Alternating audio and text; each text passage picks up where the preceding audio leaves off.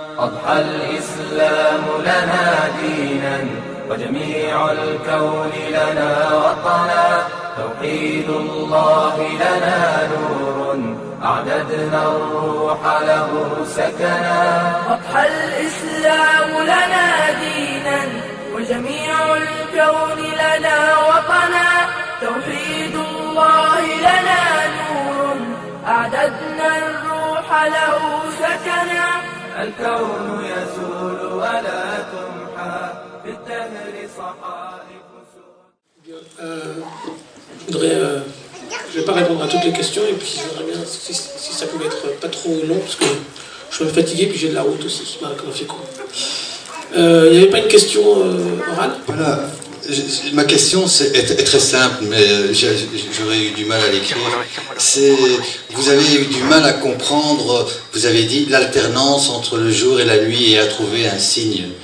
Et vous avez également parlé en début de votre discours, vous avez parlé du bonheur et la conception qu'avaient les non-croyants du bonheur qui n'était pas la même que celle des croyants. Quelle est la conception que doit avoir le croyant du bonheur, plus exactement? La même que celle du jour et de la nuit, de l'alternance entre le jour et la nuit, entre le bonheur et le malheur? En fait, ça rejoint une autre question. On m'a posé la question pourquoi Allah a créé le mal. La question, cette question-là, il y avait une autre question aussi sur le hasard qu'une personne m'a posé aussi. Toutes ces questions-là, elles ont la même réponse, c'est-à-dire que, on va dire, ça dépend de quel point de vue on se place. Si on parle de l'être humain, si on parle de nous-mêmes, ou si on parle d'Allah Azza wa Jal.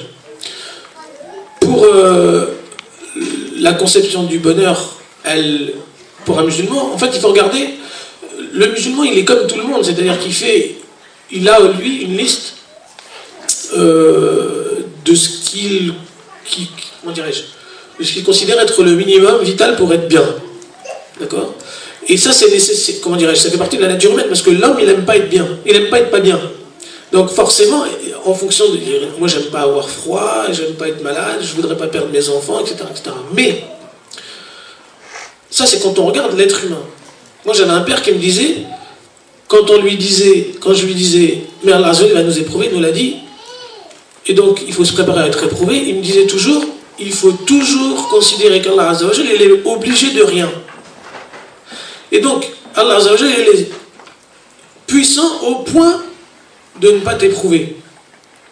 Et donc, il disait, c'est comme ça que lui, il voulait que je voie Allah Azza wa Jal. Ça veut dire que l'être humain, il a un certain nombre de caractéristiques, il comprend les choses et il les ressent parce qu'il les subit. Et ce que nous, on doit faire, c'est aller au-delà de ce qu'on subit, de ce qu'on ressent, et de voir l'acte d'Allah Azza wa Jal derrière ce qui nous arrive. D'accord? Et moi, parfois, quand je dis à mes patients, ils ont du mal à le comprendre en début de thérapie, et après le comprendre. Je leur dis, profitez de l'épreuve. Essayez de profiter de l'épreuve. Ça veut dire quoi? Ça veut dire que vous n'êtes pas bien en ce moment, mais c'est peut-être le moment pendant lequel vous vous approchez le plus vite et le plus proche d'Allah Azza wa Jal. D'accord? Nous avons une religion où la mashaqqa, la gêne, elle provoque la satisfaction d'Allah Azza wa Jal. C'est-à-dire que lorsqu'on pratique l'islam malgré la gêne, on provoque la satisfaction d'Allah Azza wa Jal et donc le pardon. Et il suffit par exemple d'aller à la mosquée à pied, d'attendre une prière après l'autre. Tout ça, c'est des choses qui constituent la gêne et qui constituent ce qu'on appelle la mashaqqa, la gêne, et ça provoque la satisfaction d'Allah Azza wa Jal. Donc, quand on doit profiter d'une épreuve, c'est-à-dire de la difficulté, pour montrer à Allah Azza wa Jal quels sont nos rapports avec lui. Et comment on l'aime. Et ce qu'on fait pour lui. Voilà la signification de mon islam, la signification de mon engagement. Et donc, la définition du bonheur, elle va consister pour le croyant à ne pas, à faire, c'est-à-dire à chercher à plaire à Allah Azza wa Jal, même dans la difficulté. Parce qu'en définitive, ce qui reste, وَالْبَاقِيَاتُ الصَّالِحَاتُ عِنْدَ رَبِّكَ ثَوَابًا. Non, وَالْبَاقِيَاتُ الصَّالِحَاتُ عِنْدَ رَبِّكَ J'ai oublié. خير عند ربك ثوابا وخير أملا ما عندكم ينفد وما عند الله باق. Qu'est-ce qui reste au final? Ce qui reste au final, c'est ce qu'on a fait pour Allah Azza wa Jalla. D'accord? Et les choses passent que l'être humain, il a une capacité à oublier la difficulté qu'il a subie au point où il sait plus ce que c'est que d'être pas bien. Et quand il n'est pas bien, il oublie. Il exagère au point où il oublie ce que c'était d'être bien et qu'il perd son espoir. Et donc finalement, on est toujours, y compris chez des patients par exemple, qui souffrent d'un certain nombre de problèmes psychologiques, notamment comme la dépression, par exemple l'anxiété, c'est jamais stable. Ça monte, ça descend, ça monte, ça descend, ça monte, ça descend. Et le danger, surtout quand ça commence à osciller, c'est que le traitement a un effet, ça commence à aller bien. Et donc, le danger, c'est que quand il se retrouve en haut, il pense que c'est gagné. Et puis finalement, quand il retourne dans la vague, il pense que c'est foutu, que c'est fichu, et qu'on est reparti comme avant. Donc ça veut dire qu'on ne peut pas, l'être humain, le musulman, il ne peut pas baser sa notion de bonheur sur les choses qui varient. Donc il va baser sa notion de bonheur sur les choses qui sont stables. Et les choses qui sont stables, c'est comment Allah Azza wa Jalla me voit quand j'ai quelque chose. D'accord? Et j'ajouterai, alors comment il me voit, comment il me juge, qu'est-ce que j'ai fait, est-ce que je vais devoir rendre des comptes ou pas? Mais il faut créer ce monde psychologique, ce monde spirituel, tel que ce qui va compter le plus pour moi, ça va être d'être un bon croyant et de faire des choses qui provoquent la satisfaction d'Allah Azza wa Jalla. J'ai par exemple des patients qui me disent, voilà, moi je vais pas bien du tout, je suis en crise, je sais pas quoi. Et je me souviens d'un cas où la personne n'était pas bien du tout, elle me dit, elle me dit, voilà, je suis pas bien, elle avait des crises d'angoisse. Je lui dis, allonge-toi, réfléchis, c'est un ami, réfléchis, pense à autre chose, sors un peu, enfin, bon. Il me dit, j'arrive pas. Et à un moment donné, je lui dis, lis le Coran. Et il me dit, ça sert à rien, ça me fait rien. Et je lui dis, c'est pas pour que ça te fasse quelque chose que je te dis de lire le Coran. C'est pour faire quelque chose qui plaît à Allah Azza wa Jalla. Et faire quelque chose, l'adoration, elle doit être conçue comme ça. Quels que soient ses effets, je dois, moi, être convaincu que quand je fais ça, je fais quelque chose de bien. Et c'est ça la définition du bonheur. Pour un musulman, c'est il a toujours Allah Azza wa Jalla avec lui, et l'islam, il est aziz pour lui, il est cher. C'est d'ailleurs une des premières choses qu'il faut apprendre à l'enfant, que l'islam, c'est quelque chose qui est bien. C'est la classe d'être musulman. C'est quelque chose qui est cher. On ne peut pas être pas bien quand on est musulman. On ne peut pas être malheureux quand on est musulman, etc. Et ça marche avec quoi? Ça marche avec une communauté unie. Pourquoi? Parce que la définition du bonheur, elle dépend aussi du soutien qu'on a. Ou plutôt le bonheur ressenti, pardon, il dépend du soutien qu'on a. Dans une communauté où on se soutient, qui n'est pas individualiste, on galère à plusieurs. On galère à beaucoup. Quand on regarde par exemple Sahaba, ils ont appliqué les paroles dans la Sahaba quand les autres avaient des problèmes, ils souffrent avec eux. Ils comprennent, c'est de l'empathie, ils comprennent ce que l'autre subit, et ils veulent l'aider à la mesure de ses possibilités. Mais il ne le plaint pas. Pourquoi? Moi je ne connais pas en tout cas un sahabi qui plaint un autre en disant le pauvre. Parce qu'on ne plaint pas quelqu'un qui est en train de gagner des hasanats, ça n'a pas de sens. En revanche, aujourd'hui, on est quoi? On est dans quel type de société? Et on est dans une société ou dans une communauté où on éprouve assez peu d'empathie finalement. Et puis on aide assez peu. Par contre, on plaint beaucoup. Vous voyez? Et quand on vous plaint, si vous avez un problème, et vous venez me voir, et je vous dis, pour moi, les gens dans ma famille, voilà comment on voit les choses. Les gens qui sont malades comme vous êtes, par exemple, vous avez une maladie, on va dire incurable, je ne sais pas. Ce sont des gens qui sont extrêmement bien vus dans ma famille. Parce que ce sont des gens qu'Allah Azza wa Jalla a choisi d'éprouver longtemps, durement, et qui patientent. Et pour nous, tu as de la valeur. C'est pas pareil que de dire à une personne, si vous souffrez de quelque chose, je vais vous dire, comment tu fais pour grimper les escaliers, comment tu fais pour le travail, tu as pensé à des choses comme ça. Vous voyez ce que je veux dire? On n'est pas du tout, c'est-à-dire que la notion de bonheur dans l'islam, elle est liée à la fois à la relation avec Allah Azza wa Jalla et aussi à la communauté. souffre pas tout seul. Et la communauté, le prophète nous a donné beaucoup d'informations, ou beaucoup d'ordres et de recommandations sur comment s'entraider les uns les autres. Le moyen de gagner le paradis, en s'entraidant les uns les autres. Il y avait même un alim qui disait, j'ai oublié le nom, qui disait que les gens ils vont gagner plus de hasanat quand ils cèdent, quand ils s'entraident, que dans les actes de culte pur, enfin de culte pur, pas de culte pur, mais de culte, comme la prière, parce que finalement ils ne prient pas beaucoup plus que les 5 prières, ils ne jeûnent pas beaucoup plus que le ramadan, mais finalement ils se font des doigts, ils cèdent, etc., etc. Donc, ce qu'il faut, c'est comprendre que il ne faut pas faire dépendre le bonheur de ce qu'on perçoit, ou de ce qu'on ressent, ou de ce qu'on subit. Parce que sinon, parce que regardez, il n'y aurait aucun musulman dans l'histoire, aucun de nos héros, nos prophètes, nos compagnons, qui aurait été heureux. Or, parce que quand on regarde la vie de comment dirais-je, des Sahaba par exemple, la vie de Rasul sallam, on voit que c'est trop difficile. D'ailleurs, même quand on me dit, moi, qu'est-ce que j'aurais aimé vivre à cette époque avec le prophète sallam, franchement, j'ai du mal à croire. Parce qu'on voit, supporte pas grand-chose, et c'était vraiment difficile. Mais quand on regarde de près la sira, la biographie du prophète, mais quand on regarde de haut comme ça, qu'est-ce qu'on voit qui ressort? La sérénité, tama'nina, sakina, le bonheur. On a l'impression que c'était la joie, l'allégresse, la paternité, les choses comme ça. Pourquoi? Parce que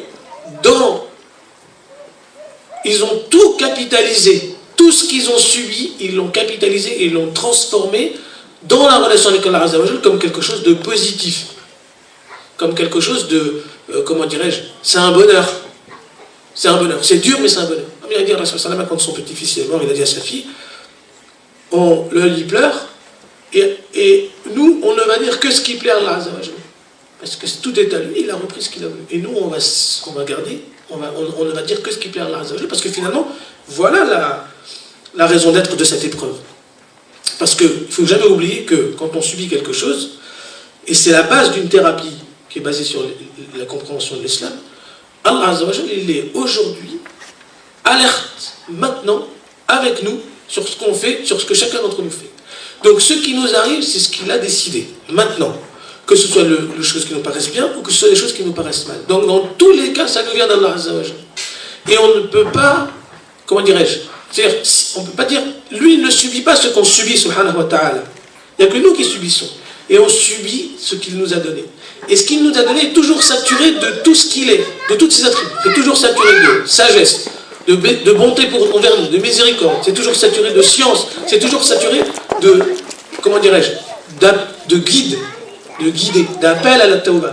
Et c'est comme ça qu'on voit les choses. Et donc le musulman, il n'est pas mauvais. Les Sahaba, par exemple, ils ont tout perdu à Mecca, ils sont arrivés dans un endroit où qu'ils ne connaissaient pas, et puis finalement ça commence la famine, la galère, les problèmes, etc. Au point qu'on trouve que lui-même, il doit se serrer le ventre pour donner l'impression à son estomac qu'il a quelque chose à manger. Et les compagnons aussi. Comment on arrive ça? On est sûr et certain que cet homme-là, le prophète, c'est un homme qui est le seul mode de vie agréé par Allah Azza wa Jal pour l'éternité. Qu'il est le seul habilité à parler au nom d'Allah Azza wa Jal. Donc, qu'il est le seul qui propose la vérité.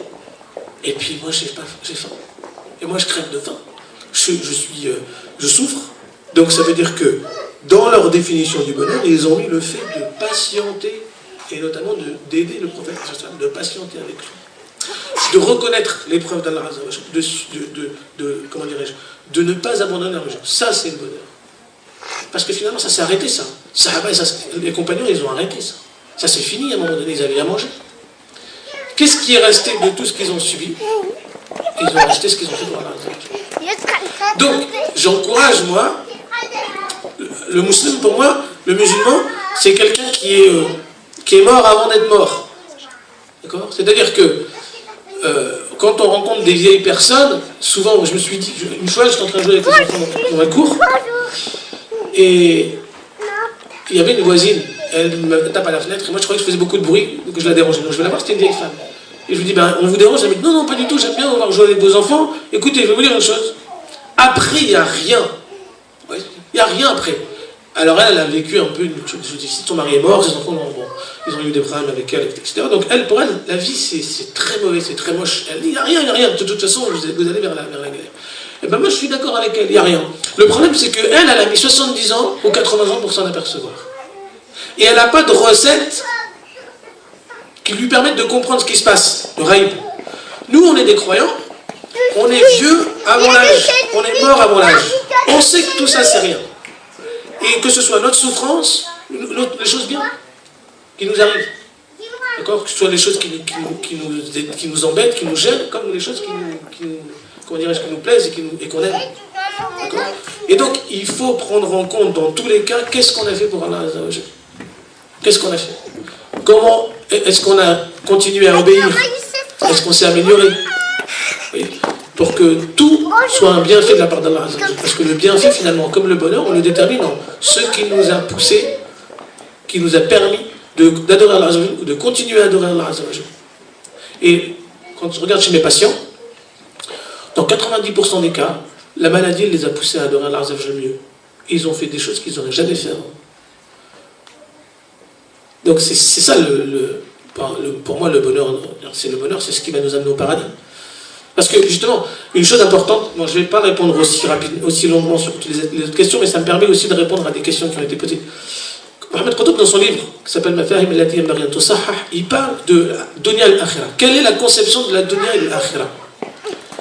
Il dit, il n'y a pas de distinction chez les gens de la Sunna, chez les gens qui suivent le prophète Mohammed, les musulmans, il n'y a pas de distinction entre les deux. Il n'y a pas un terrain réservé de la Dunya qui n'a pas de correspondant ou de correspondance dans l'Akhira. Tout.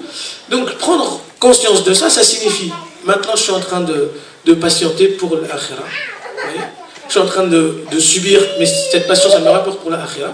Ce qui est un peu compliqué à gérer, c'est que parfois c'est long, parfois ça fait mal, parfois on peut désespérer, etc. Et c'est là où le recours à la prière et le recours à la fréquentation des gens de bien, donc des gens qui vont nous rappeler Allah, qui vont nous pousser à penser à Allah, c'est là où c'est crucial. On doit vivre ensemble. On doit vivre ensemble. La galère de chacun, elle sera partagée.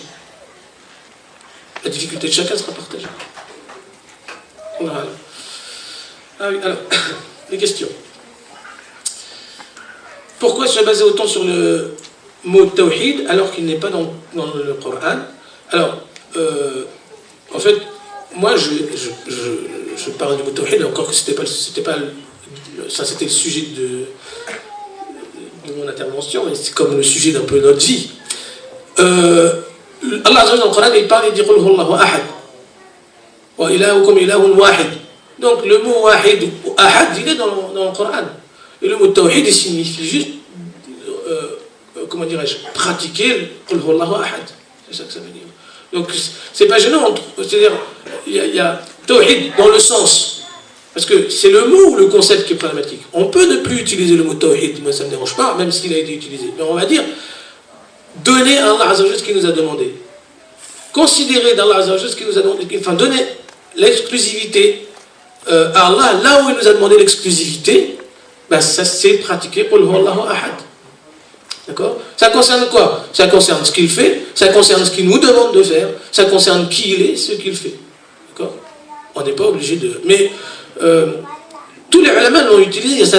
Moi je regarde, ça n'a dérangé personne en fait, il me semble. Ou alors je n'ai pas cette connaissance. Mais donc ça ne me dérange pas non plus le mot tawhid. Ça ne me dérange pas qu'on l'utilise pas. Le fait qu'il n'est pas dans le Coran, c'est pas vraiment... comment dirais-je, il y a plein de choses qui ne sont pas... c'est-à-dire l'utilisation, faire dériver le mot... comment dire, le mot sharia, il n'est pas dans le Coran non plus. On a des dérivés du mot shara'a, de la racine shara'a dans le Coran, mais le mot sharia non plus. Donc s'il n'y a plus de sharia et il n'y a plus de tawhid, il ne reste pas grand-chose. Mais en fait, ce que je pense, c'est qu'il faut en rester au concept. Et les mots... il y a beaucoup de polémiques qui sont sur l'utilisation des mots. On avait parlé de tawhid al-hakimi, il y a aussi... le tawhid du hukm, le tawhid de la législation, le tawhid, il n'y a que Allah Azza wa Jalla qui peut légiférer, c'est ça ce tawhid. On a dit c'est nouveau, c'est une nouveauté, etc. etc. En fait, c'est les concepts qu'il faut voir et pas les mots. Parce que finalement, les concepts, comme on dit, même si les Sahaba, ils n'ont pas appliqué le mot tawhid, ils ont pratiqué à la perfection ce que nous, on met derrière le mot tawhid. C'est ça qui est important. Comment définir le bonheur auquel aspirent les non-musulmans? Quelle est leur conception du bonheur alors qu'Allah leur a promis le dank et l'étroitesse de la poitrine? En fait,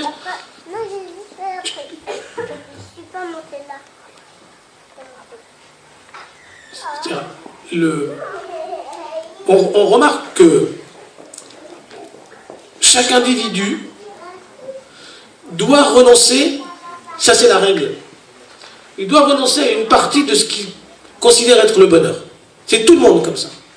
C'est pour ça que les difficultés, on les trouve chez tout le monde, qu'ils soient riches, pas riches, on trouve des riches. On parlait du frère, on parlait d'Alida avec un frère tout à l'heure. La chanteuse qui avait à peu près tout, mais à qui il manquait sans doute l'essentiel, puisqu'elle s'est suicidée. Donc, quand on regarde, il y a deux choses. Il faut regarder, il ne faut pas regarder l'aspect extérieur et ce que les gens disent qui vivent. Il faut regarder le dank. Le dank, le fait qu'on soit un peu, on va dire, pas en forme, pas bien, dans l'étroitesse et un petit peu stressé, des choses comme ça. Tout ça, il faut regarder la vie des gens, celles qu'ils vivent chez eux, pas celles qu'ils présentent. Ce sont deux choses différentes. Et quand on fréquente les gens, on remarque que finalement, comment dirais-je, de ce que moi je vois, les musulmans subissent moins les événements que les autres. Ils patientent plus facilement, alhamdoulilah. Leur monde est assez difficilement bousculé. Alors que ici, par exemple, en Occident, ou en France, moi je connais la France, je vois que les gens sont très facilement perturbés, parce que les événements peuvent très facilement perturber leurs choses, leur vie, leur conception aussi de leur sécurité. Ils sont facilement, on peut les inquiéter facilement, ils sont facilement sur le qui-vive, ils ont l'impression qu'ils ont, ils sont facilement inquiets, même s'ils donnent à penser autre chose. Voyez. Donc ça veut dire qu'il faut regarder les choses qui sont à l'intérieur. Et si Allah a la première dank pour les gens, qui ne sont pas des musulmans, c'est que il va le faire, c'est une certitude. Mais il va le faire quand? On a beaucoup de versets dans le Coran qui nous parlent de gens qui sont des kuffars. Par exemple, il nous parle des gens qui à propos des Ben Israël, qui croient une partie et qui rejettent une partie. Et Allah dit فما جزاء من يفعل ذلك إلا خزي في الحياة الدنيا ويوم القيامة يردون إلى أشد العذاب. Donc il dit, Allah dit, qu'est-ce que mérite une personne qui fait ça, c'est-à-dire qui rejette une partie de Dieu et qui croit. Qu'est-ce que mérite cette personne, sinon un châtiment sur terre et un grand châtiment dans l'au-delà. Et nous, on regarde. Et puis finalement, on ne va pas entrer. Il y a beaucoup de gens qui me disent, par exemple, Allah a promis ça, et puis lui, par exemple, il ne fait pas, il n'a rien, lui, il ne fait pas, il n'a rien, l'autre, il ne fait pas, il n'a rien, lui, il ne fait pas, il n'a rien, etc. Et Allah dit après, dans ces versets, il dit, patience. Attends, c'est pas parce que nous, on ne voit rien qu'il ne se passe rien. Et le bonheur, c'est quelque chose qui dépend vraiment, même chez tous les individus, qui est vraiment très complexe. C'est une sérénité. C'est une sérénité, quelque chose, on dit, voilà, là maintenant je suis bien, je suis stable. Et c'est quelque chose qui bouge facilement. Et en fonction de la manière dont les gens vont résister à quand ça bouge, je ne sais pas si je suis clair, c'est là où on va voir si ils ont des choses, comment dirais-je, de solides pour comprendre ce qui leur arrive ou pas. D'accord? Et donc c'est pour ça qu'on trouve, ce don qu'on le trouve chez les musulmans aussi, vous voyez, parce que Allah Azza wa Jal, son épreuve, elle est l'épreuve de celui qui est bon, elle est l'épreuve du Rahim, elle est l'épreuve du Rahman. Donc elle est l'épreuve de celui qui veut le bien pour sa créature. Donc cette épreuve, elle est nécessairement formatrice dans son objectif, dans sa raison d'être. Que les gens le voient ou pas, il y en a peu qui le voient. Elle est destinée à faire prendre conscience à l'individu qu'il ne peut pas régler ses problèmes tout seul. Qu'il a besoin. Et Allah Azza wa Jalla, il donne ça à tout le monde. Et donc, même pour les croyants, la capacité à résister aux problèmes et à ne pas se sentir opprimé quand il y a les problèmes qui viennent, eh bien, elle va être déterminée par par sa religion, par son comment dirais-je, la manière dont il est allié à Allah, dont il aime Allah. Et pour le non-musulman, pour le kafir, ben, tout va dépendre d'un certain nombre de choses, sa force de caractère, etc. Mais, ou bien comment dirais-je, c'est même sa foi en certaines choses. Il y a des gens qui patientent plus, etc. Mais, le monde dans lequel ils vivent, le bonheur qu'ils ont construit, ou les règles, les critères de bonheur qu'ils ont construits, sont des critères de bonheur qui ne sont que, comment dirais-je, qui ne concernent que cette vie-là, que sur cette terre-là, d'accord ? Et sur cette terre-là, les choses bougent, elles fluctuent. Donc, il y a des moments où ça ne va pas bien du tout, il y a des moments où ça va bien. Et je connais personne qui est bien. Les seuls, véritablement, que je connais, qui sont bien tout le temps, plus ou moins, sont les musulmans. Sont des musulmans, pas les musulmans, des musulmans. Quant aux non-musulmans, je ne les vois pas dans la patience. Je ne les vois pas parce qu'il n'y a aucun intérêt à patienter. Vous voyez, quand il n'y a pas l'akhira, il n'y a aucun intérêt à patienter. Il n'y a pas de... L'être humain, comme je disais tout à l'heure, très vite, il a l'impression qu'il est fini, qu'il est fichu, et que les choses ne vont jamais changer. Quand on n'est pas bien, on oublie ce que c'est d'être bien. Et donc tout le monde vit ce genre d'expérience.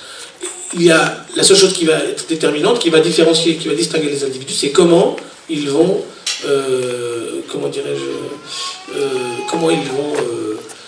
résister aux problèmes, parce que comment ils vont les comprendre. Le musulman, il comprend les fluctuations, il les trouve nécessaires.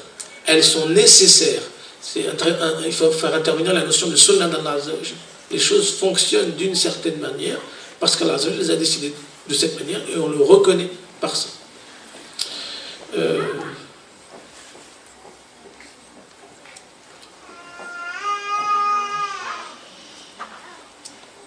D'une manière générale, pour la personne qui a posé la question d'avant, il y a la question qui est derrière, je veux dire d'une manière générale, à mon avis, c'est mon avis. Alors la question, je ne veux répondre qu'à la personne qui a posé la question. D'une manière générale,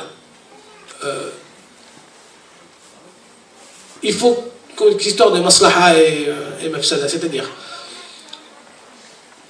la question de faire la promotion de personnes ou de groupes ou de mouvements pour des choses bien qu'ils font, c'est pas mal si ça ne va pas nuire aux gens, c'est-à-dire si ça ne va pas leur donner d'ambiguïté. Donc ça veut dire que il est mieux parfois de taire le bien d'un groupe, par exemple, si ça va faire un peu de la publicité pour ce groupe et que ça va mettre de l'ambiguïté et des problèmes dans la tête des gens, parce qu'il y a tout le monde, et c'est ça qu'il faut comprendre, c'est qu'on n'est pas tout seul. Et on vit avec des gens. Et donc, tout le monde n'est pas arrivé au niveau à notre niveau, par exemple. D'accord, si on a atteint un niveau. Et donc, il y a des choses, par exemple, qui sont faciles pour moi, et d'autres qui sont difficiles. Je dois prendre en considération que ce n'est pas le cas pour tout le monde. D'accord ? Et les gens doivent prendre en considération qu'il y a des choses que je ne peux pas comprendre, etc., etc. Et donc, quand on regarde, par exemple, le fait de mettre des ambiguïtés chez les gens, c'est beaucoup plus grave que le devoir comment dirais-je, de ne pas honorer le devoir de dire le bien d'une personne qui a du bien. D'accord ? Ou d'un groupe qui a du bien. Parce qu'en plus, les choses sont faites telles que il n'y a pas de personne complètement pourrie. Il y a du bien et du mal chez tout le monde. Il y a du bien et du mal chez tout le monde. Donc, c'est mieux de faire attention quand le mal est plus important. Il vaut mieux se taire.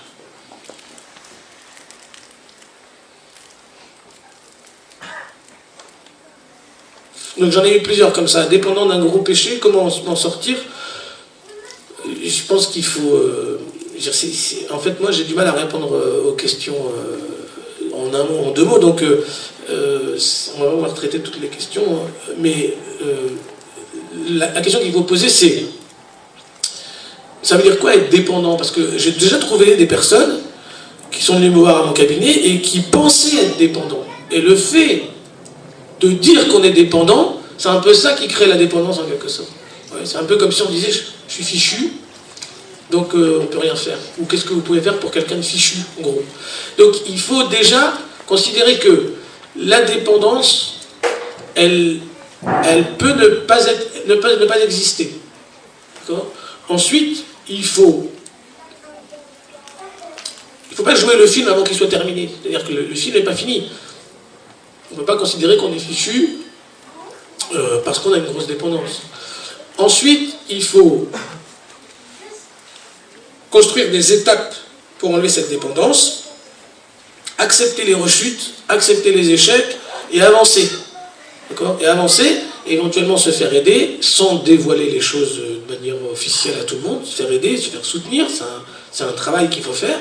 Et ensuite, il faut faire tauba, enfin je dirais, c'est même la première chose, d'accord ? Faire tauba, parce que la tauba, le repentir, c'est un sabab, une cause de guérison, d'exaucement.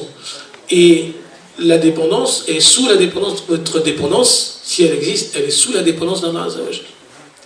Et il vous l'a mis, pas pour rien, il vous l'a mis par miséricorde, par science, par sagesse. Et donc il faut reconnaître ça, et ensuite avancer petit à petit, en sachant que la solution ne vient que d'Allah Azza wa Jalla, même s'il y a des, comment dirais-je, il y a des choses à faire.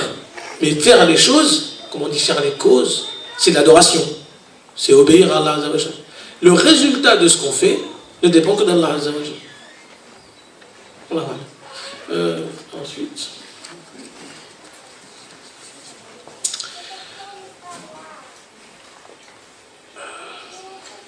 Comment prendre en compte l'authenticité des paroles de l'info du prophète, comment considérer une source comme étant sûre? Je pense que là, il faut aller voir les savants. Il faut aller voir les savants et voir un petit peu comment les paroles... Le ilm, en fait, le danger, c'est de considérer que le ilm, il a commencé il y a quelques années. Le ilm, il a 14 siècles. Donc, il y a des savants de toutes les époques, et de regarder, par exemple, comment une information a été traitée par les savants d'avant, par les savants d'aujourd'hui, etc., et puis voir un petit peu qu'est-ce que la communauté des savants considère comme étant authentique, considère comme étant non authentique, considère, etc. Le problème, moi j'ai trouvé très peu, dans ma vie, très peu de cas extrêmement litigieux, c'est-à-dire que un hadith qui a été inventé, il est considéré inventé depuis longtemps. Et un hadith qui est sûr, il n'est pas devenu sûr après avoir été faux depuis longtemps. Ensuite, on a aussi beaucoup de travail qui a été fait sur les sahih. Les ulama, ils ont expliqué, quand je prends les ulama comme Ibn Rajab par exemple, comment il s'appelle, Ibn Hajar, Al-Nawawi, des gens qui ont interprété, qui ont mis les explications des sahih de Muslim et de Bukhari, quasiment mot à mot. On était à un tafsir qui concernait un certain nombre de sujets.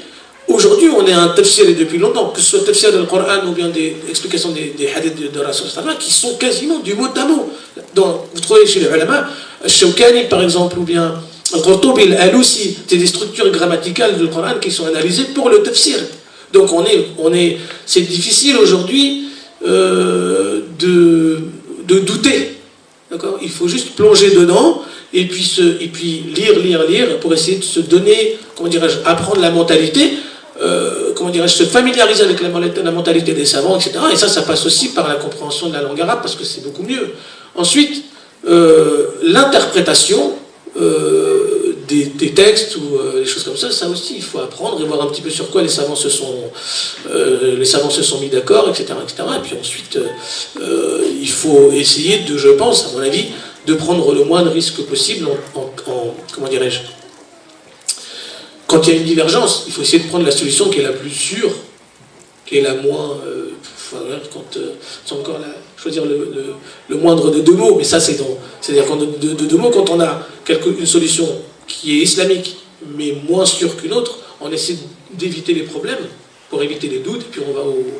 Voilà. Et ça, il faut faire ça en communauté, on ne travaille pas tout seul. Il faut travailler en communauté, il faut assister à Doros, il faut apprendre, il faut lire, etc. Et poser des questions. Le ilm, il s'apprend à la fois par ta'allum, c'est-à-dire par l'apprentissage, il ne vient pas comme ça, et il s'apprend par le questionnement aussi. Donc il faut se questionner. Moi je pense que il y a beaucoup de personnes qui parlent, mais comment dirais-je, quand les gens dépassent des limites ou ils disent des choses qui ne sont pas justes, on le sait, on a des moyens de le savoir. Et puis, la guidée elle vient d'Allah Azza wa Jal, il faut lui demander à Allah Azza wa Jal et puis avancer. Et il faut retenir d'Allah Azza wa Jal un certain nombre, les attributs. C'est ça qu'il faut voir, c'est-à-dire que Allah Azza wa Jal, celui qui fait des efforts pour apprendre sa religion, Allah Azza wa Jal, il sait ça. Allah Azza wa Jal, il connaît cette personne-là, il sait ce qu'elle veut, il sait sa méthodologie, il connaît ses limites, il connaît les problèmes de son environnement, etc. Il faut jamais marcher sans Allah Azza wa Jal. D'accord ? Il faut avancer de cette manière. On a ensuite. Il y a une question qui est revenue souvent, on m'a dit, et en fait, vous avez raison, on m'a dit, elle est où la spécificité de vos conseils pour les Occidentaux, et qu'est-ce qu'on appelle la mentalité occidentale ? En fait, je pense que, on va dire, je pense que le point numéro 1, c'est l'absence de l'arabe et l'absence du fait de penser en arabe.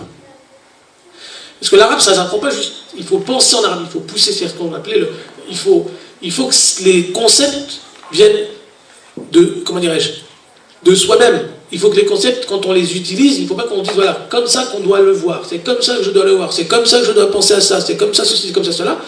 Il faut que ça devienne naturel. Donc c'est là où il y a du travail à faire. Et dans le monde arabe, même si par exemple le travail n'est pas fait, quand il est fait, ils vont beaucoup plus vite parce qu'il y a l'arabe.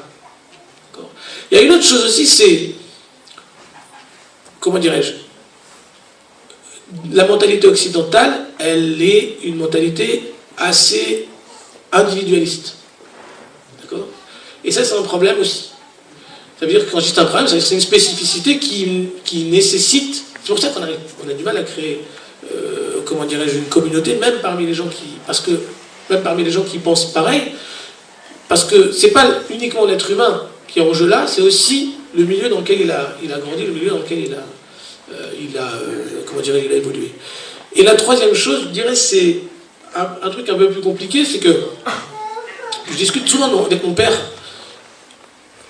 Quand il voit les constructions qu'il y a ici, une fois on est passé en dessous du Parc des Princes, en voiture, je ne sais pas si vous voyez, quand on est sur le périphérique, on passe en dessous du Parc des Princes, il enjambe le périphérique, le Parc des Princes.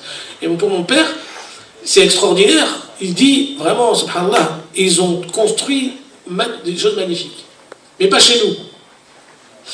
Et en fait, ça relève de quelque chose qui est lié à la mentalité. Comme on dit, Allah Rasul nous a pris une dua et nous a demandé de demander à Allah Azza wa Jal de nous protéger contre deux choses. Allahumma la taj'al ad-dunya akbara hammina wa la mablagha ilmina. Ya Allah, ne fais pas de cette vie-là, comment dirais-je, l'objectif unique ou principal de notre ilm et de nos efforts.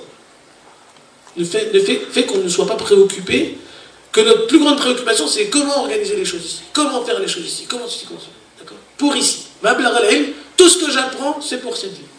Akbar al-ham, tout ce qui me préoccupe, c'est pour ici. Et je trouve que dans les pays, notamment du Maghreb, les pays où il y a eu des musulmans depuis longtemps, c'est une chose, comment dirais-je, c'est-à-dire que même si on ne prend pas la photographie actuellement, je suis en train de parler de l'évolution, c'est comme parler de la mentalité occidentale, on est en train de parler d'une évolution qui a abouti à ce qu'on est aujourd'hui.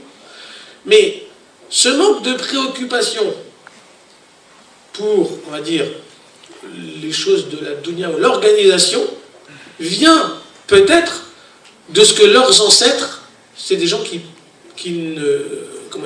n'étaient pas intéressés par cette vie-là véritablement. D'accord ? Quand on est intéressé par cette vie-là, on veut des routes bien, des routes propres, des routes machin, etc. Et on va en faire beaucoup. D'accord ? On aime l'ordre et on aime que les choses soient bien, et on est capable de perdre beaucoup de temps, d'énergie et d'argent pour ça. Pas dans une mentalité dans les autres mentalités, c'est pas comme ça. Les gens, ils vivent beaucoup plus simplement. D'accord ? Et malgré la parabole, Internet, etc., c'est pas une question de, les informations ne passent pas. Les informations passent. Ils savent qu'il y a une vie qui est comme celle-ci. Donc moi, c'est comme ça que j'explique, cette différence, et que j'explique pourquoi ce que j'ai dit, et comme je l'ai dit, est assez spécifique. Par exemple, je ne vais pas dire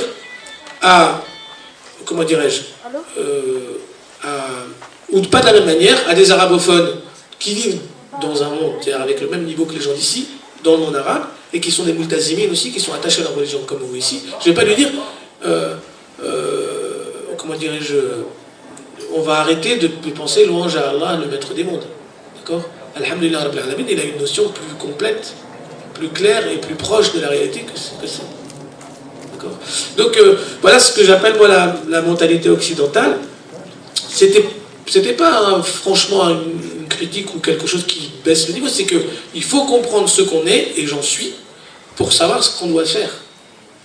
D'accord ? Et nos efforts, par exemple, pour apprendre l'arabe, qui est crucial, ou pour penser en arabe, ou pour penser avec la mentalité islamique, sont des efforts qui doivent prendre en compte d'où on part, qui on est en fait, à l'origine.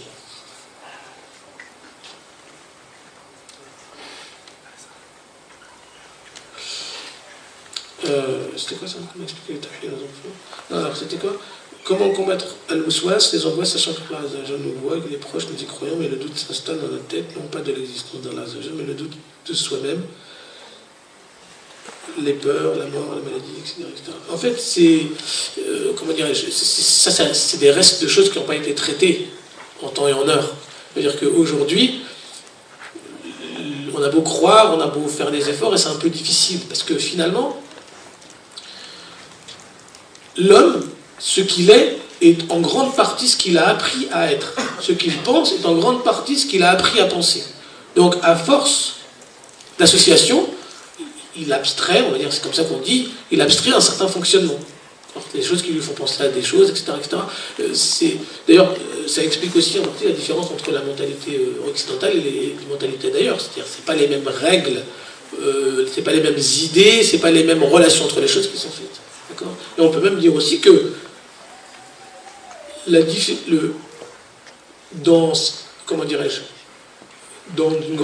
en tout cas, on trouve encore des endroits dans la société non occidentale, ailleurs, là où il y a eu des musulmans pendant longtemps, on trouve encore des choses qui ressemblent au bien et des choses qui ressemblent au mal, telles le ma'ruf et le munkar, telles qu'ils ont été, définies avant, et elles sont, elles sont définies pour des sociétés en quelque sorte. Il y a des choses qui ne se font pas.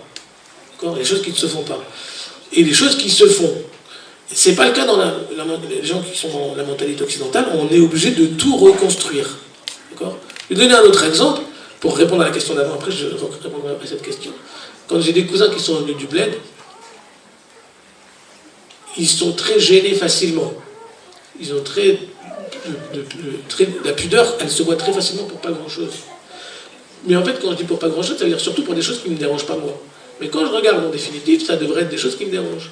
Et donc, je suis obligé de construire le fait d'être dérangé. D'accord ? Par exemple, on n'est pas pudique par choix. On n'est pas pudique, quand on dit dans le monde occidental, on n'est pas pudique par... Non, mais je réponds à la question d'avant que j'avais lue. On n'est pas pudique par nature. Vous voyez, on est pudique par choix. Et être pudique par nature, c'est pas comme être pudique par choix. C'est pas pareil, c'est pas le même processus. Et on doit tenir compte de ça pour travailler notamment la pudeur, l'habillement, les choses comme ça. Vous voyez, le adab. Le adab, c'est ça qui est important. Le adab, c'est de bien se conduire, de prendre en compte dirais-je, les contingences ou le monde dans lequel on est pour avoir une réponse adaptée. Donc, le adab avec Allah Azza wa Jalla, c'est une chose, le adab avec la c'est une chose, le adab avec la communauté, c'est une chose, le adab avec les gens qui sont pas musulmans, c'est une chose, c'est de bien se conduire, de prendre en compte les spécificités, de faire les choses qu'il faut. Et ça, dans le monde occidental, on doit tout apprendre. Tout apprendre. Donc, on parlait des waswas. J'aurais tendance à dire que si vous savez que ce sont des waswas, c'est pas mal. Vous voyez, ça veut dire que de savoir qu'on a des waswas, c'est mieux que de penser que ce qu'on a, c'est la réalité. Et donc, le drame ne devient plus comment me débarrasser comment pourrais-je ne plus être quelqu'un qui a peur de la mort, mais comment faire pour que cette idée, elle ne me traverse plus la tête. D'accord? Parce que finalement, quand on regarde, je parle de la mort ou d'autre chose, souvent les gens, ils savent que c'est ridicule d'avoir peur. Vous voyez? Et de la mort, on ne va pas dire c'est ridicule d'avoir peur de la mort, parce que ça fait partie de l'humain, mais d'en avoir peur d'une manière, c'est comme si on ne savait rien sur la mort. Or, le prophète, il nous en a parlé, et on est au courant, on sait. Donc, il faut se former à nous-mêmes, à considérer que ce qu'on a, c'est rien. Il faut amoindrir le truc, même parfois en rigoler. Il faut baisser, enlever de l'importance aux choses, d'accord? Et comment dirais-je, on ne doit pas apporter de réponse spécifique à un waswas, parce que répondre spécifiquement tout le temps à un waswas de la même manière, c'est comme si ça devient un autre waswas. Ouais, c'est comme si on va mettre en place des tocs. Parfois, le waswas, on y répond rationnellement. Non, la mort, etc., parce qu'il y a ça, il y a ça, il y a ça. Parfois, on décide de ne pas y répondre. Parfois, on va vers dans le carac, parfois, on va vers l'autre, parfois, on va aller courir, parfois, il faut changer la réponse. Parce que pour l'instant, la réponse qui a été installée, c'est quand j'ai une idée qui vient sur le waswas, eh bien, j'arrête tout, je commence à avoir peur. Et je commence à paniquer, et je commence à me dire ceci. Non, il faut changer la réponse et ne plus donner de réponse systématique. Ça, c'est le conseil général. Comment expliquer le tawhid aux enfants dans les écoles, sachant qu'ils n'ont pas accès à l'arabe? Voilà. Comment comprendre et transmettre la notion d'unicité dans une société où tout nous pousse à consommer? En fait, ça rejoint une autre question qui dit comment pratiquer, vous avez donné des conseils sur comment pratiquer l'iman à titre individuel et comment ça doit servir chez l'individu. Et vous avez expliqué ça. Comment on fait pour les sociétés? Pour les sociétés, en fait, l'individu, moi souvent ce que je fais, ça fait partie parmi les exercices dont je parlais de simulation, simuler. Prenez un hadith de Rasul sallam, social. Et regardez comment, que vous pratiquez, et regardez comment ça se passerait si c'était pratiqué à l'échelle d'une région, par exemple, ou à l'échelle d'une ville. Alors, le respect du voisin, par exemple, ou, aider les gens dans leur gène, etc., etc. Vous allez voir que finalement, la société, elle change quand les individus changent. D'accord? Donc, il faut que chacun... C'est pour ça que Allah Azza wa Jalla nous a révélé « Wal asri inna al-insana lafi khusrin illa alladhina amanu wa amilu s-salihati wa tawassaw bil haqqi wa tawassaw bis sabr » Il y a 4 devoirs. De croire, de mettre en pratique ce en quoi on croit, et de transmettre le message de la manière la plus convenable qui soit. Quand je dis convenable, ça veut dire la manière la plus adaptée qui soit. Et ensuite de patienter, parce que les choses, elles ne vont pas être simples. Et parce que la coercition, forcer les gens, il n'y a personne qui a réformé une société comme ça par la force.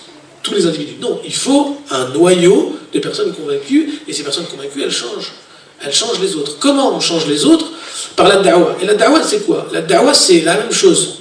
En fait, tout le travail dont j'ai parlé là, c'est se faire la da'wa soi-même. Regarde le ciel, regarde ceci, regarde cela. Et le faire avec les gens. C'est-à-dire qu'en fait, aujourd'hui, c'est ça qui est un peu problématique, c'est que quand on discute avec les non-musulmans, par exemple, de l'islam, on le fait avec leurs règles.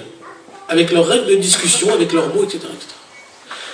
On ne dit jamais à un non-musulman avec qui on parle, tu vois, Allah Azza wa Jal m'a mis sur votre chemin, etc. Et quand on le fait, souvent, on n'a rien à faire. Moi, quand je dis à mes voisins, je demande à Allah Azza wa Jal qui vous guérisse, ils disent, ouais, vas-y. C'est ça que... Après, ils disent, oh, ça ne les intéresse pas. Parce qu'ils ne sont pas habitués à ça. Et la réforme, elle commence par le travail avec le sien. Et Allah sallam, il a rendu le voisin avec les siens, il a rendu la famille et le voisinage extrêmement important. Et le travail, il a à faire à ce niveau-là. Son monde, c'est pas la société, son monde, c'est les siens et le voisinage. Et commencer comme ça. Et puis on avance tout doucement, et dire voilà, Allah Azza wa Jal ceci, Allah Azza wa Jal a fait ça, et Allah Azza wa Jal vous a fait ça, il vous a fait ceci. Il faut bien considérer qu'à un moment donné, Allah Azza wa Jal il dit Atakfuruna billah wa kuntum amwatan, c'est ça? J'ai des trous de mémoire là aujourd'hui. Mais le début du verset, voilà, donc c'est bien, Atakfuruna billah wa kuntum amwatan, thumma ahyakum. Allah Azza wa Jal, il nous dit par là, vous ne croyez pas en Allah Azza wa Jal alors que vous étiez rien, vous êtes comment dirais-je, après vous avez vécu. Donc, c'est-à-dire, le fait de ne pas croire, c'est une erreur. Parce que c'est trop facile de croire. Trop simple. Donc on doit discuter avec les gens comme ça. Quand ils ont des doutes, on leur dit, mais attends, regarde, il y a un arbre, il y a un machin, etc. On est en train de parler de quoi? On est en train de parler qu'il y a un créateur. On est en train de parler qu'il y a des choses qui ne sont pas venues comme ça. Vous utilisez votre logique pour tout, sauf pour la création. C'est-à-dire que si je bouge, la moindre chose, je bouge, vous allez dire qu'il n'a pas bougé par hasard. Mais tout ça, c'est venu par hasard. Ça n'est pas possible. Et en plus de ça, il y a des prophètes qui sont venus. Prends le temps de regarder, etc. Il faut pouvoir faire la da'wah de cette manière. Alors, il faut cibler les individus qui sont bien élevés. D'accord? Il ne faut pas aller directement au charbon avec des gens qui n'en ont rien à faire et puis qui se moquent de la religion, il faut aller vers les gens qui sont, vous voyez, l'élite. Il faut aller voir les gens qui sont intéressés par ça, qui peuvent comprendre. Il y a plein de personnes qui sont converties à l'islam, elles sont passées de... Pourquoi elles se sont converties à l'islam? Elles sont venues, c'est-à-dire c'était des gens qui étaient comme les gens avant. Il y a les gens qui ont fait tauba et qui sont sortis de catastrophes, de comportements catastrophiques. Et ils ont fait tauba. Et la tauba, tout ça, ça dépend d'Allah Azza wa Jal. Donc il faut présenter les choses, et surtout, il faut, pour moi, ne jamais avoir d'objectif, comment dirais-je, auquel on va tenir plus que l'adoration d'Allah Azza wa Jal. C'est-à-dire que quand on fait quelque chose, l'objectif c'est de plaire à Allah Azza wa Jal, et c'est pas d'arriver à nos fins, ou d'obtenir quelque chose. Vous voyez ce que je veux dire? Comme il a dit l'imam al-Hassan al-Basri quand il a convaincu les gens de Bassora de libérer leurs esclaves, et qui sont venus le voir en lui disant pourquoi tu t'as mis ici? Parce que les esclaves étaient venus le voir en lui disant fais le khutbah pour que nos maîtres nous libèrent. Il a mis du temps. Et puis finalement il l'a fait, et puis apparemment ça a eu un retentissement énorme, et les maîtres ils ont libéré leurs esclaves. Et il a dit, pour justifier, j'ai été sincère, Allah Azza wa Jalla a vu ma sincérité, et il a mis la lumière dans ma parole, et ça a convaincu vos maîtres. D'accord? C'est pas moi qui ai fait. Et l'objectif, c'est pas que ça marche. Je l'ai fait parce qu'il faut le faire. Et il faut le faire parce qu'Allah Azza wa Jalla me demande de le faire, c'est juste. Et le résultat, il ne dépend que d'Allah Azza wa Jalla. Il y avait une question aussi sur comment expliquer le tawhid aux enfants dans les écoles, sachant qu'ils n'ont pas accès à l'arabe. C'est quoi les écoles, en fait? C'est les écoles publiques, c'est les cours de religion? Hein? C'est ça? Alors, envoyez-moi un message pour me dire si c'est ça ou pas. Parce qu'en fait, le tawhid, en vérité, ça se pratique plus que ça s'explique. Et on doit, comme je disais, on m'a posé une question, ça rejoint une autre question. Qu'est-ce que c'est quand vous parlez des gens qui sont des bonnes personnes à fréquenter? C'est les gens qui vont vivre la foi, qui vont vivre l'unicité d'Allah Azza wa Jalla. Une fois, un de mes profs, il a perdu tous ses papiers un matin. Et puis il est arrivé, il faisait des cours à Al-Jama. Il est venu à Al-Jama pour faire son cours, comme si de rien n'était. C'est seulement après qu'on a vu qu'il avait perdu tous ses papiers. Et il y a un frère qui m'a dit, un adulte, quand j'étais jeune, m'a dit, peut-être si c'est moi, j'arrive même pas à parler. Vous voyez? Et quand on parle avec ce stade, il dit, ça ne sert à rien de s'alarmer à partir du moment où moi je ne sais pas où j'ai aucun moyen de le rattraper. Et il y a des choses qui sont plus importantes que ça. Allah Azza wa Jalla me l'a fait perdre à ce moment-là, peut-être pour m'éprouver, pour que je n'aille pas au cours, par exemple. Vous voyez ? Et c'est cette personne qui m'a appris aussi un jour, en étant en cours, et moi je l'aidais, des cours d'arabe pour les enfants. Et à un moment donné, il disait aux gens, les enfants, un petit peu perturbés, ou un petit peu perturbants, ou je sais pas quoi, ou parce qu'il y a une conférence, je crois, en Belgique, je sais pas où, des parents perturbés ou enfants perturbants, je sais plus. Donc, à chaque fois, il leur dit, Skoutu aliya, barakallahu fikum, taisez-vous, et écoutez, barakallahu fikum. Après, il a dit, vous voulez pas la baraka d'Allah? Et là, j'ai compris, je me suis dit, barakallahu fikum, c'est une dua en fait, c'est une invocation. Je demande la baraka d'Allah. Et lui, il met en pratique barakallahu fikum. Quand on fréquente des gens comme ça, on apprend à mettre en pratique les choses.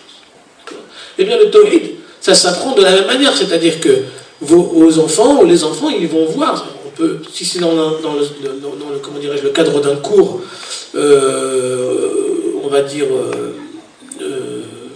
dans l'école publique belge, ça peut se faire, comment dirais-je, en inventant des situations, en simulant des situations, en disant voilà, regardez comment il a fait. Ça peut se faire aussi en racontant les histoires des prophètes. Nous, je suis en train de finir un manuel de l'apprentissage de Din pour l'école maternelle jusqu'au, on va dire, CP, CE1, voire CE2, où les histoires des prophètes, elles enseignent l'application, la mise en pratique du tawhid. Pas seulement le tawhid, c'est ça le problème, c'est que l'application du tawhid, c'est beaucoup plus important que la théorie du tawhid. Et on trouve des gens qui n'ont pas beaucoup été à l'école et qui pratiquent le tawhid et l'iman d'une manière parfaite, alors qu'ils sont incapables de dire que l'iman c'est ça, c'est ça, c'est ça. Ils ne font pas de cours. Donc, et puis d'autres personnes qui ont étudié, qui connaissent les choses, qui le pratiquent. La mise en pratique, c'est ça qui compte. Comment on enseigne, c'est la bonne question. Comment on enseigne la pratique du tawhid? Eh bien, par l'exemple, ou par les histoires, ou par, il faut que les enfants voient ce que ça fait d'appliquer tawhid. Aujourd'hui, si je perds mes papiers, je serais gêné d'être dérangé. Donc je serai dérangé, donc je serai gêné. Et petit à petit, jusqu'au moment où je vais être dérangé. Pourquoi? Parce que j'ai eu avec moi des gens qui ont mis en pratique le tawhid et qui m'ont mis la gêne de ça. Qui m'ont mis la gêne de pas... Qui m'ont mis la gêne de ça. Donc, et c'est pas que moi, tous les gens qui ont fréquenté ces gens-là, dont moi je parle, des professeurs, des gens qui ont pratiqué l'islam, qui ont enseigné l'islam, etc., etc. Moi, le tawhid al-rububiyya, l'islam al-sifat, le tawhid al-uluhiyya, tout ça, je l'ai appris très très tard. Je ne connaissais pas ça. Moi, je connaissais, il faut adorer Allah Azza wa Jalla, et c'est lui qui a tout fait. Et c'est lui qui fait tout. Vous voyez? Et même ça, c'est pas suffisant. Après, je regarde, il me dit, moi, je me souviens une fois, je regardais le lever du soleil avec mon père et je disais, c'est magnifique. Il m'a dit, te laisse pas voler par le shaitan, c'est pas magnifique. Celui qui a créé ça, il est magnifique. Hasbi Allah wa ni'mal wakil. Hasbun Allah wa ni'mal wakil. Et c'est ça qu'il m'a dit, Hasbun Allah wa ni'mal wakil. Ça, c'est juste pour te faire perdre du temps. D'accord? Donc ça veut dire que c'était un peu dur avec moi quand j'étais jeune. Donc, vous voyez, il faut... Ça, pour moi, c'est la mise en pratique du tawhid. On m'a toujours ramené à Allah Azza wa Jalla. Toujours. Et, comme on dit, l'émerveillement, il dépend de chacun. Ça veut dire qu'on n'est pas tous attirés par les mêmes choses. Donc, il faut cibler chez l'enfant qu'est-ce qui va le toucher. Qu'est-ce qui va le toucher? Il y en a qui aiment bien les dinosaures, il y en a qui aiment bien les voitures, il y en a qui aiment bien... Un jour, j'ai raconté ma visite... à la fabrique de bouteilles d'eau de Volvic dans le Cantal. Et donc, il y avait, on voit par exemple comment ils fabriquent l'eau, ils font venir l'eau, il n'y a personne qui touche. C'est comme le Hur al-Ain, c'est-à-dire qu'il n'y a personne qui a touché l'eau avec ses mains jusqu'à ce que ça arrive dans votre bouche. Alors, le premier qui goûte cette eau, qui touche cette eau, c'est vous. Et il y a plein d'appareils. L'être humain, il ne touche à rien, donc ça veut dire que tout est automatisé. Et c'est-à-dire, tout est automatisé et c'est, moi, ce signe-là, cette capacité de l'être humain à faire des choses, dans l'acte de l'être humain, il y a des choses qui sont merveilleuses et me touchent beaucoup plus, moi, que si je vois par exemple une conversion à l'islam, ou des dizaines de personnes qui se convertissent à l'islam, ça me touche moins. Mais chacun, il va être touché par ces choses. Donc il y a des gens qui sont touchés par la mécanique, d'autres qui sont touchés par les dinosaures, d'autres qui sont touchés par les ciels, la terre, les choses comme ça. Il faut essayer de cibler chez l'enfant ce qui le touche le plus, et puis pratiquer le tawhid dans ce domaine avec lui. Les dinosaures, par exemple, le fait que les dinosaures aient disparu alors qu'ils étaient grands, ça signifie qu'il y a plus grand qu'eux. Il y a plus grand qu'eux, il y a plus fort qu'eux. Vous voyez? Et c'est ça qu'il faut. Et vous avez quand même devant vous un homme qui a appris, on va dire, le tawhid ou les choses, ou l'importance d'Allah Azza wa Jal, en pensant qu'Allah Azza wa Jal, subhanahu wa ta'ala, il avait un grand fusil sur lequel c'était écrit Bismillah ar-Rahman ar-Rahim. Vous voyez, c'est un peu comme ça qu'on avait raconté. Et cette histoire-là, elle m'a touché parce qu'elle m'a donné l'idée. C'est pas une méthode que je recommande, c'est pas comme ça que je fais avec mes enfants, mais ça m'a touché, ça m'a donné l'idée de la grandeur d'Allah Azza wa Jal, de la puissance d'Allah Azza wa Jal. En fait, comment devons-nous nous positionner par rapport à toutes ces théories du bonheur et de l'épanouissement personnel, conception occidentale, en tant que musulman? Alors c'est vraiment une bonne question. J'en ai parlé avec un talib ilm, parce qu'il a suivi l'affaire, parce que tout ce qui est développement personnel, lui il est marocain, et tout ce qui est développement personnel, il y a une grande demande, notamment dans les pays du Maghreb, et notamment au Maroc, et au Koweït, dans le Golfe, etc. Ce qui fait qu'aujourd'hui, les ulama stars, c'est les gens qui parlent à la télé de développement personnel. Bon. Le coaching, on va dire, bon, je ne vais pas donner mon avis sur le coaching, mais en tant que musulman, le musulman le plus averti, le meilleur, c'est celui qui voit la ruse de Shaitan au début, à son début, pas quand c'est terminé.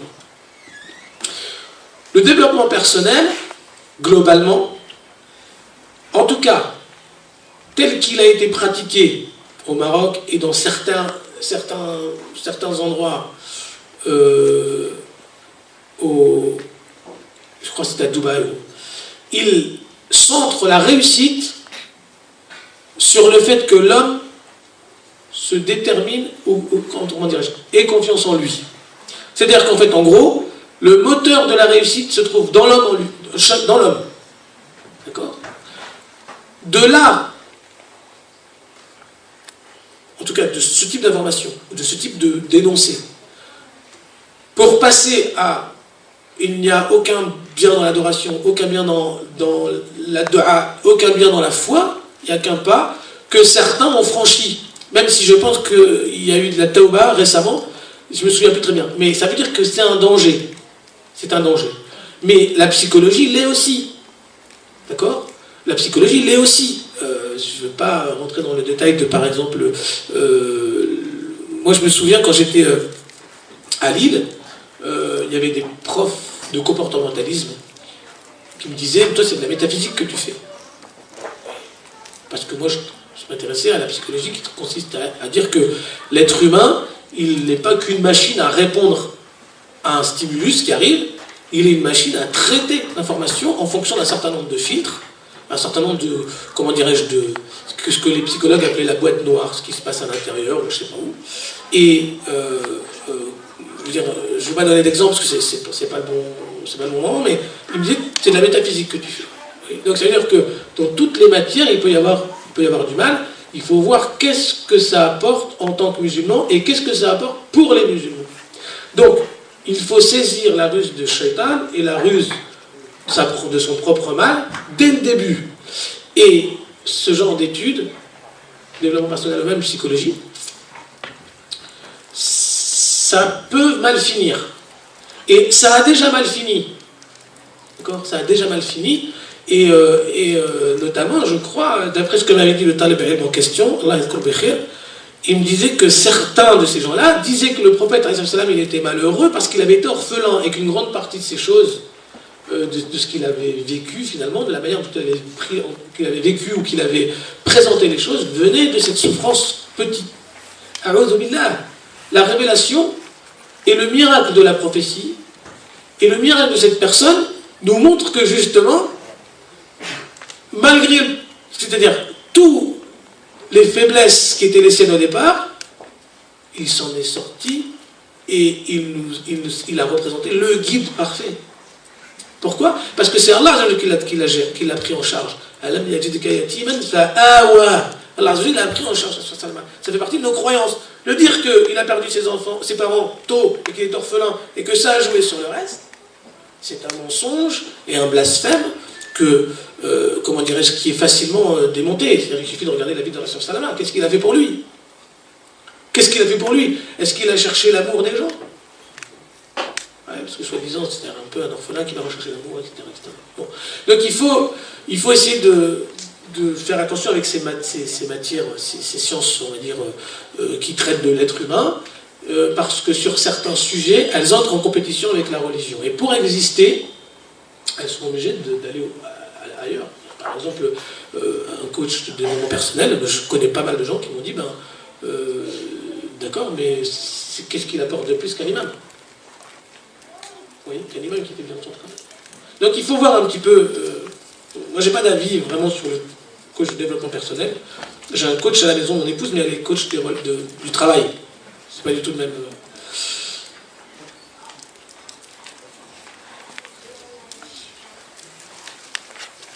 Voilà. Alors, est-il déconseillé de consulter un psychologue non musulman qui respecte les principes pour des problèmes d'anxiété, de perfectionnisme, séance de psychothérapie? En fait, tout à l'heure je disais, j'ai fait une vidéo en fait, j'ai fait 5 vidéos en tout. La première elle traitait de ça, et je sais qu'il y a des gens qui n'ont pas du tout aimé, mais en fait, le musulman, en fait, il faut voir, le musulman qui pratique l'islam dans ses psychothérapies, c'est pas pareil que le musulman qui est psychologue et dont on ne voit pas vraiment... le psychologue musulman, c'est pas quelqu'un qui va dire, bon, il faut compter sur Allah. Non, c'est quelqu'un qui va montrer à l'individu qui n'est pas bien que la solution se trouve là et comment y arriver. Donc, on a toujours le double déterminisme en psychologie qui consiste à, d'une part, l'influence de l'inné et l'influence de l'acquis. Alors, le débat inné-acquis, maintenant, inné ou acquis, il est dépassé, c'est les deux qui jouent. Mais le musulman, qu'est-ce qu'il dit? Il dit que tout ça, c'est l'asbab, c'est les causes. Et ces causes-là, elles sont sous la dépendance de la volonté d'Allah Azza wa Jalla. Et que finalement, la cause des causes, c'est ça. La cause des causes, c'est ça. Finalement, la cause de tout, c'est Allah Azza wa Jalla, c'est ça le tawhid. Donc, il dire aux gens, voilà, ça peut jouer comme ça peut jouer parce que, comme dit Mohamed Qutb, dans son livre, dont je vous ai parlé tout à l'heure sur les concepts, il dit, l'asbab, elle est, quand il parle de la partie sur le qada, sur le destin, les asbab, les causes, elles sont autant une aide qu'une fitna, qu'une épreuve, qu'une shubha, comment dirais-je, quelque chose qui amène l'ambiguïté. Et il donne l'exemple de Hunayn, où les musulmans, qui étaient en grand nombre, parce qu'il y avait beaucoup de nouveaux musulmans, ils ont subi leur nombre. Ils ont subi l'influence du nombre sur l'issue d'une bataille. Et comme ils ont pensé qu'ils étaient trop nombreux et que ça allait être difficile de les battre, eh bien ils ont failli perdre. Et Allah leur a donné la leçon tout de suite. Et ils ont compris tout de suite que l'affaire aurait pu être plus grave et qu'Allah les avait préservés et que aujourd'hui, et que Allah n'avait pas révélé l'histoire de Talut et de Jalut et de Daoud pour rien, qu'il faut le mettre en pratique. Voilà, donc, comment dirais-je, le psychologue non musulman, il n'a pas cette dimension, d'accord? Et son respect des principes, il est, comment dirais-je, il est,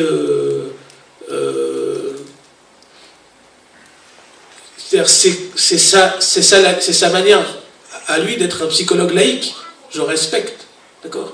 Or que vous venez avec, non pas des principes, vous venez avec la vérité. Et le problème, c'est que, moi, quand je dis l'islam, c'est la vérité, les gens disent, tu n'as pas le droit de dire ça, tu n'es pas sûr, il y a plusieurs vérités, c'est un peu prétentieux de dire ça, etc., etc. En fait, le problème, c'est pas ce qui est prétentieux ou pas. Le problème, c'est comment moi je le perçois. Je sais que c'est la vérité. peu importe que les gens ne soient pas d'accord ou considèrent que j'exagère, etc., etc. Donc vous, la personne qui pose la question, vous ne venez pas avec des principes qui sont respectables, vous venez avec la vérité. Et si vous énoncez ça comme étant la vérité, ils deviennent moins respectables. Vous voyez ? Ils ne vont plus être respectés, en fait. Donc il faut faire un petit peu attention.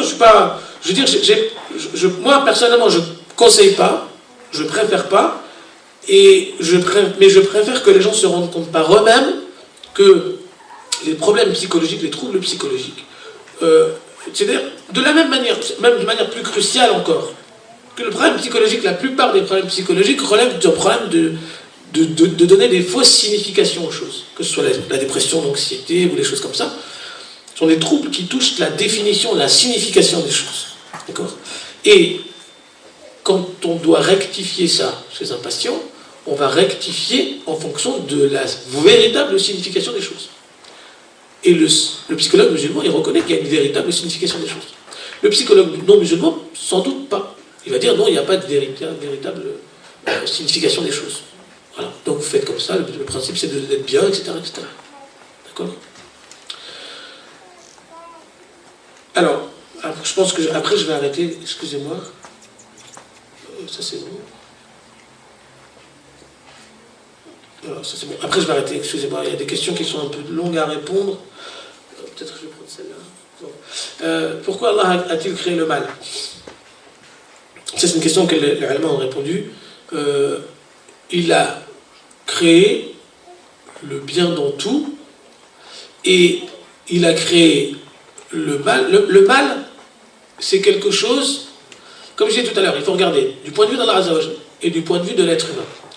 Et ensuite, on regarde, une fois qu'on a bien déterminé ça, on regarde si les choses sont bien ou si les choses sont mal. D'un point de vue d'Allah Azza wa Jal, ce qui est créé par Allah Azza wa Jal, il n'est pas mal. Parce que tout est saturé, c'est-à-dire, ça paraît être une phrase, et comme j'aime pas les dire, voilà, Allah Azza wa Jal, ce qu'il a créé est pas mal. Bon, bah écoutez, il suffit très facilement de regarder autour de soi pour voir que c'est ça. Regardez comment l'être humain il fonctionne, regardez l'enfant dans le monde de la mère, comment il grandit, regardez la nature, regardez la manière dont... C'est-à-dire, on ne peut pas imaginer, non seulement la révélation nous le dit, mais on ne peut même pas imaginer le mal, qu'Allah fasse le mal. D'ailleurs, pour qu'Allah puisse faire le mal, ou fasse le mal, subhanahu wa ta'ala, il faudrait imaginer un système de jugement sur Allah. Impossible. Ensuite, faire le mal, ça veut dire quoi ? Faire le mal, c'est faire quelque chose de pas bien. On est qui, nous, pour provoquer la création du mal chez Allah ? Ou si on dit, le Créateur, il aime bien faire souffrir. Qu'est-ce qu'on est, nous, pour susciter chez notre Créateur parfait le désir de faire mal ? C'est s'accorder trop d'importance à soi-même. D'accord ? Parfois, j'ai des patients qui viennent me voir qui me disent, je suis sûr qu'Allah Azza wa Jal m'en veut, je suis sûr qu'Allah Azza wa Jal il veut me punir. Il veut se venger de moi. Je dis, mais vous êtes qui, vous, pour provoquer de la part d'Allah Azza wa Jal ça, c'est de provoquer ce type de comportement ou ce type de création ou de volonté.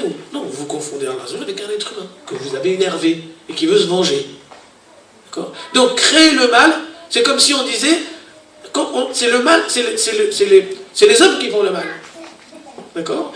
Sinon, moi je vous encourage à aller lire tout ce qui concerne les choses sur la hikmah d'Allah, sur la sagesse d'Allah, sur la volonté d'Allah, sur sa volonté.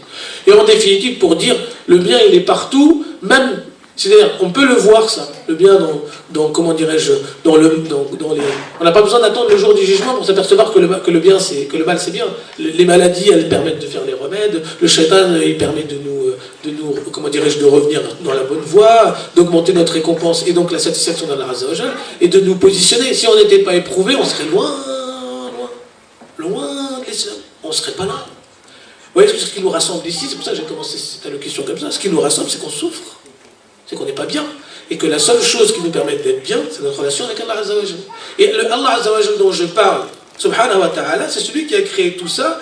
Et ce qu'il a créé est disponible. On n'est pas en train de parler de rien. Il faut regarder, il faut sortir, il faut parler, il faut échanger, il faut construire ça. Et l'être humain est par nature ignorant. Est-ce qu'Allah pourrait lui pardonner s'il n'a jamais connu la foi ? Alors en fait, ce qu'il faut regarder, c'est les choses autrement. Et je pense que, de deux manières, mais pas poser cette question directement, parce que c'est des questions qui amènent les shubuhat. Vous voyez, c'est des questions qui amènent des waswas, et de dire, voilà, la justice, etc. aussi. Allah Azza wa Jalla nous a mis dans un monde où échapper au fait qu'il a été créé est un crime. D'accord ?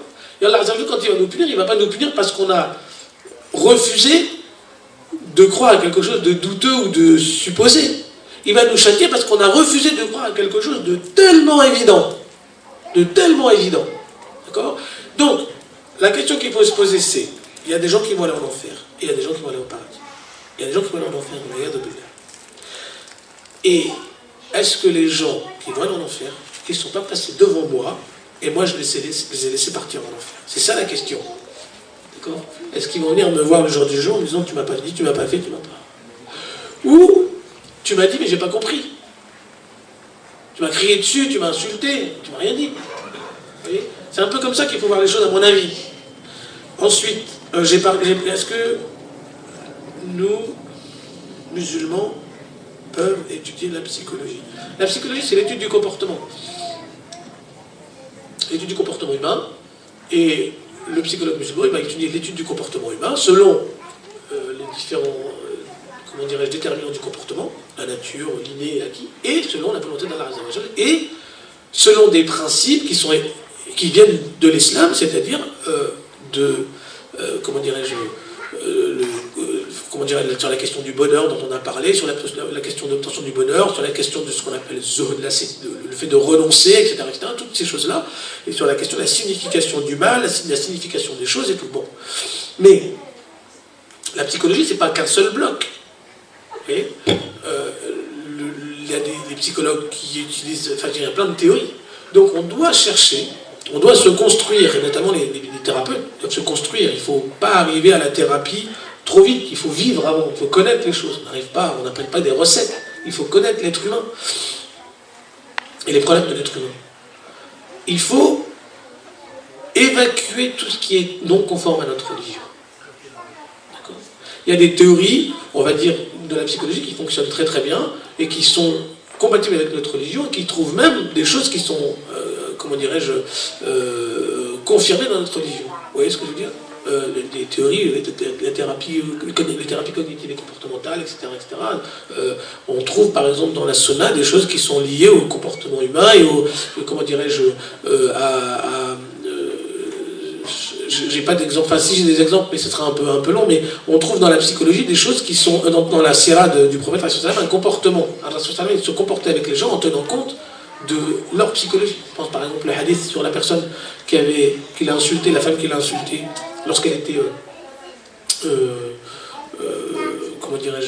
en train de se lamenter parce que son bébé était mort, ou son enfant était mort, et quand elle lui a dit patiente, il lui a présenté ses condoléances, patience, tout ça c'est bon, etc. Et elle lui a dit, dégage de moi, pars de moi. Et après, quand les compagnons lui ont dit, c'était Rasul, elle a eu peur. Elle a oublié son enfant, elle est partie voir Rasul. Rasul lui a dit, la patience, elle se fait dès qu'il y a le coup. Ça veut dire que, le fait que ce hadith-là, qu'est-ce qu'il montre? Rasul Salama, ce qu'elle lui a dit, elle mérite un châtiment. Elle l'a insulté. Mais le prophète, il est parti. Il l'a laissé. C'est pas le moment pour parler. C'est pas le moment pour lui dire que ce qu'elle avait c'est mal, etc., etc. Ça, c'est de la prise en compte du comportement humain et du déterminisme du comportement humain pour se comporter avec l'être humain. Et quand elle est venue le voir, elle raconte elle-même, elle n'a pas trouvé de... Les ulama, ils expliquent, elle est rentrée le voir comme ça. Et les ulama, ils expliquent, il n'y avait pas de portier à la porte de Rasul Salama. Elle est rentrée comme ça. Et là, il m'a donné le bon conseil. D'accord ? Donc il faut prendre en compte... En fait, ce n'est pas des hadiths de psychologie, c'est des hadiths qui comportent un volet ou un versant psychologique indéniable. Qui correspond à quoi ? À la connaissance parfaite de la part de Rasul Salama, par révélation, à la nature humaine et à ce qui détermine son comportement. Al-Mu'allaf al-Qulub, par exemple, on connaît le Mu'allaf al-Qulub. Mu'allaf al-Qulub, c'est des gens qui ne sont pas musulmans, mais ils ne sont pas trop loin. Ils sont des gens qui peuvent toucher zakat. voyez, ça c'est prendre en compte l'aspect psychologique de ces gens. Donc on trouve la psychologie de la compréhension du comportement. Alors on ne parle pas de Freud, etc., mais même Freud et le freudisme, il est remis en question par les Occidentaux eux-mêmes. D'accord ? Quel conseil pourriez-vous donner à une étudiante qui se dirige vers la thérapie et la relation d'aide ? Ça dépend de quelle... en psychologie, si c'est de la psychologie. En fait, je vais donner un conseil général. Il faut apprendre la religion en même temps que la science profane. C'est-à-dire que les deux vont ensemble. On ne peut pas faire... c'est comme tout. Le problème du psychologue qui n'a pas étudié la religion est le même que le problème du commerçant qui n'a pas étudié la religion, du médecin qui n'a pas étudié la religion, etc. etc. Vous voyez ? Et on trouve par exemple beaucoup chez les commerçants aujourd'hui des erreurs assez monumentales par rapport à la religion. Et après on se dit pourquoi le commerce ne marche pas, on peut comprendre. Donc la première chose qu'il faut faire, il faut travailler avec des gens. Il faut poser des questions, il faut apprendre avec des gens. Et la deuxième chose, il n'y a personne qui guérit que Allah Azza wa Jalla. D'accord ? Donc c'est ça les conseils que je vous donne, et je vous conseillerais, moi, d'aborder plutôt les thérapies brèves. Plutôt la thérapie cognitive et comportementale, c'est celle dans laquelle j'ai le plus confiance. Voilà, et... ouais, voilà, je ne vais pas en dire plus. La thérapie cognitive et comportementale, ça me paraît être bien. Et pourquoi ? Parce que c'est une thérapie qui concerne la relation, les problèmes dans la relation de l'homme avec son environnement, ou de l'homme avec son apprentissage. L'apprentissage problématique, tel qu'il a été formulé par la Salama pour les gens qui naissent dans la fitra et qui sont orientés vers différentes autres religions par leurs parents, il est là, c'est-à-dire qu'ils apprennent à s'éloigner de la fitra, mais ça s'apprend. Vous voyez ? Donc, de la même manière que, comment dirais-je, on a l'apprentissage qui est au cœur d'un des hadiths de la Salama pour parler. L'apprentissage, c'est une notion d'étudiant de psychologie. L'apprentissage, je crois que c'est le premier cours qu'on a en psychologie, sur l'apprentissage. D'accord ? Donc, il faut essayer de travailler l'humilité, travailler en groupe avec des gens qui ont la même sensibilité que vous, et de vous orienter vers les thérapies cognitives et comportementales, à mon avis, c'est le mieux. Alors, c'est quoi le fait qu'une femme doit vivre pour soi ? Alors, celui qui a écrit la question, est-ce qu'il peut la préciser ? Et c'est la dernière, dans la conférence. Il est où le frère ? Bon, comme je comprends la question, elle signifierait que il est possible, si j'ai bien compris, que des femmes réclament du temps pour elles. C'est ça, hein ? Elle doit vivre pour soi. Elle doit avoir un temps pour elle. Elle doit avoir, comment dirais-je, la vie de famille, c'est la vie en tant que femme, la vie en tant que mère, la comble pas. Elle doit vivre en tant que femme. En fait, dans les relations entre les hommes et les femmes, moi je suis expert, je parle dans mon cabinet, c'est tout. Mais je ne veux pas vraiment parler de ça. Encore 5 minutes, je vais finir la question. C'est pour moi, en fait, c'est moi qui dis 5 minutes, c'est pas pour les gens, d'accord. Donc il me reste 5 minutes.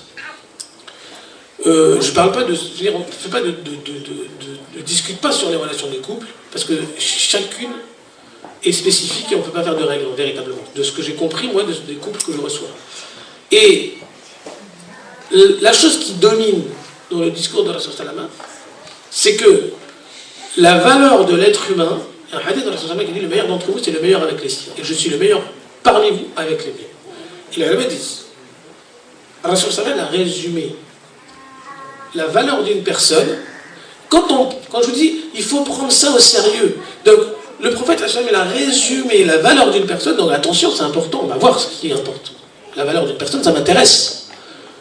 Dans le comportement en famille. Et le comportement en famille, c'est quoi ? Le comportement en famille, c'est un milieu familial, c'est un milieu qui a deux caractéristiques. C'est un milieu où l'homme est le maître absolu. Et donc, il peut agir en tyran. Sur le long terme. Et la deuxième caractéristique, c'est qu'il n'y a personne qui le voit faire. Donc il peut se lâcher. Il peut se lâcher, et si la femme ne se plaint pas, ça va durer longtemps. Si les enfants ne se plaignent pas, ça va durer longtemps. Je reçois des gens dans mon cabinet qui ont subi de la part de leurs parents des choses dont ils ne se sont jamais plaints ou qui ne se sont jamais rebellés, ils arrivent avec des problèmes qui vont pas s'arrêter avec eux, qui vont arriver à leurs enfants, etc. Et donc, quand Rasul Salama, il résume la valeur d'une personne en disant le meilleur d'entre vous c'est le meilleur, c'est quoi? C'est que une personne, quand elle est bien, quand elle est dehors, vous voyez, moi je suis là devant vous, c'est comme si j'étais attaché à la religion, etc. etc. Elle est où la sincérité là-dedans? On ne peut jamais savoir. D'accord? Par contre, si je me comportais bien en famille, là je sais que le regard des gens m'intéresse pas. Ou ne joue pas sur moi. Donc si je suis bien dehors, ben, je sais que, puisque je suis bien quand personne ne me voit, c'est sûr et certain que quand les gens me voient, c'est pas pour eux que je suis bien. C'est pour ça que la Science a résumé ça. Donc, il faut essayer de satisfaire, je parle en fonction, moi, des femmes que je connais, c'est-à-dire les femmes des frères, de la manière dont ils me parlent de leurs femmes, c'est-à-dire c'est des femmes qui sont raisonnables. Il faut tout faire pour rendre sa femme heureuse, dans le respect de la religion. D'accord? Et là, je sais que j'ai gagné beaucoup. Donc il faut essayer de le faire parce que c'est ça être bien, pour donner le bon exemple aux enfants. Et la femme, on ne doit pas attendre d'elle qu'elle nous dise qu'elle a besoin de souffler pour lui dire, alors je vais voir si religieusement tu as le droit de souffler ou pas souffler.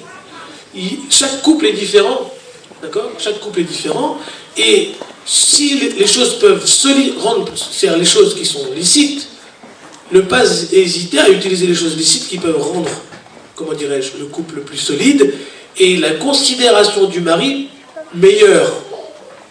D'accord? Meilleure. C'est-à-dire que plus le mari va être bon et va être considéré comme bon, et le couple il va bien marcher. Et donc si la femme elle a besoin de périodes pour souffler, etc., surtout les femmes qui enchaînent les grossesses, des choses comme ça, on n'imagine pas. Et on n'imagine pas ce que c'est. Parce que nous, qu'est-ce qu'on fait quand on est présent à l'accouchement? On reste debout, c'est vrai que c'est pas évident, mais quand même, c'est quand même un peu plus facile que... Donc ça veut dire qu'on ne se rend pas compte, je pense, et en règle générale, je vais vous dire un secret, mais que pour les hommes, les femmes qui se plaignent de leur mari, la plupart du temps, elles se plaignent du manque de... comment dirais-je, d'intérêt, du manque de considération.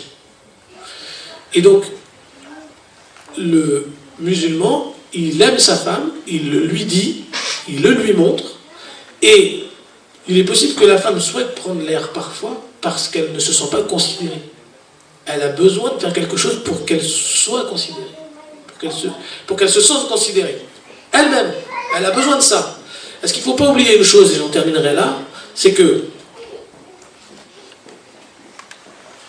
le poids de l'éducation, comment dirais-je, les frustrations, les brimades, le harcèlement de la part des parents, par exemple, ou de la part des frères et sœurs d'avant, tout ça, la femme, quand elle se marie, ça vaut pour l'homme aussi, mais la question, elle parle d'une femme, quand elle se marie, elle espère que tout sera derrière elle.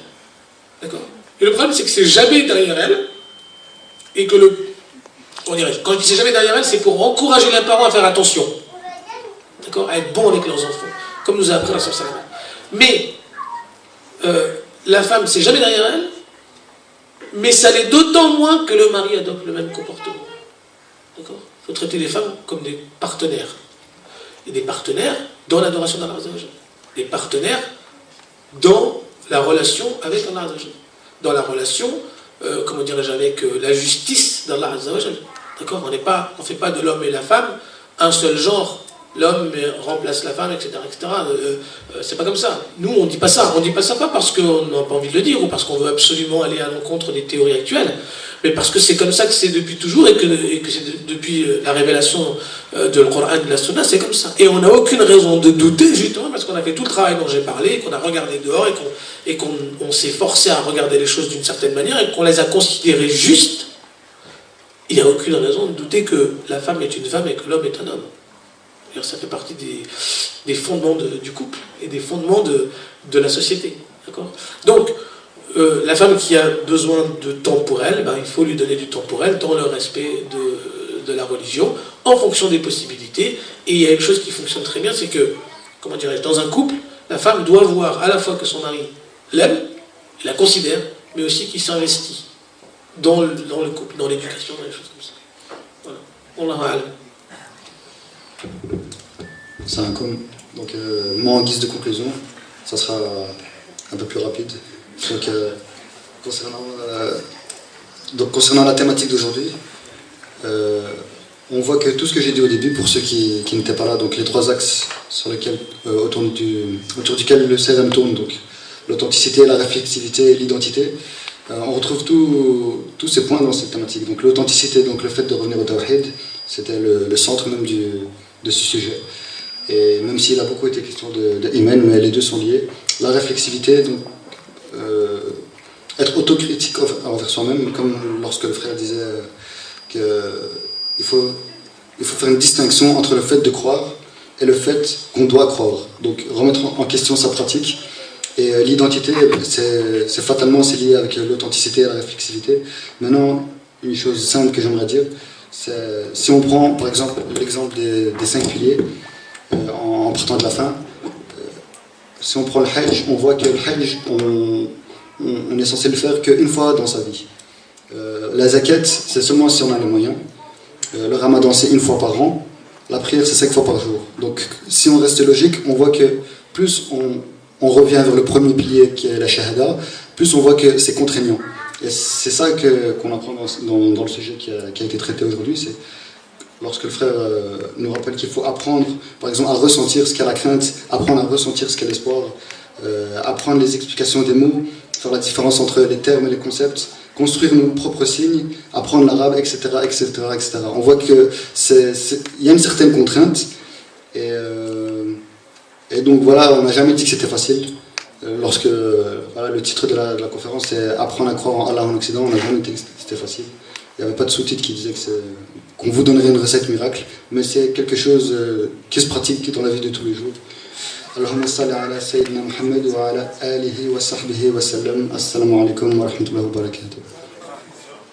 أضحى الإسلام لنا دينا وجميع الكون لنا وطنا توحيد الله لنا نور أعددنا الروح له سكنا. أضحى الإسلام لنا دينا وجميع الكون لنا وطنا توحيد الله لنا نور أعددنا الروح له سكنا. الكون يزول ولا تمحى بالدهر صحائف سددنا بنيت في الأرض مساجدنا والبيت الأول كعبتنا.